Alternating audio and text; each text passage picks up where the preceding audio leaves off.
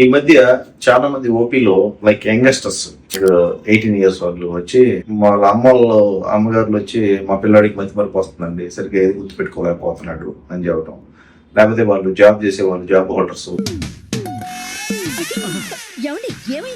అయిపోయింది మర్చిపోయాడు జస్ట్ షండంగా మతి మరుపు రావడం అనేది వెరీ రేర్. అక్కడ షండంగా మతి మరుపు కనుక వచ్చి ఆల్టర్నేట్ గా బిహేవియర్ అయితే డెఫినెట్ గా ఇంపార్టెంటే. ప్రయాణ డిసీజెస్ అని కొన్ని ఉంటాయి, లేకపోతే ఎన్సెఫలైటిస్, లేకపోతే మెదడులో ప్రత్యేకంగా ఎక్కడైతే మెమరీ స్ట్రక్చర్స్ ఉంటాయో దానికి ఏమైనా ఎఫెక్ట్ అవుతుందో ఆ టైప్లో చూసుకోవాలి. ఇలా స్లోగా నాకు మతి మరుపు వచ్చింది అంటే 30 years వాళ్ళు అట్లా 20 years వాళ్ళు చెప్తే కనుక మీరు అది మతి మరుపు కింద తీసుకోవద్దు దయచేసి.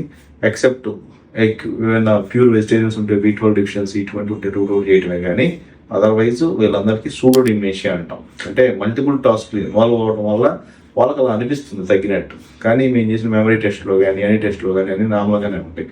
సో మీ ప్యానిక్ తగ్గించడానికి మెయిన్గా మతి మరుపు అలా సడన్గా వస్తే అట్లా రాదు అని, ఈ చిన్న వయసులో కనుక వస్తే ఇది ఒకటి కొన్ని రూల్ అవుట్ చేసుకోవాలని ఈ వీడియోలో చెప్పడం జరిగింది. Thank you.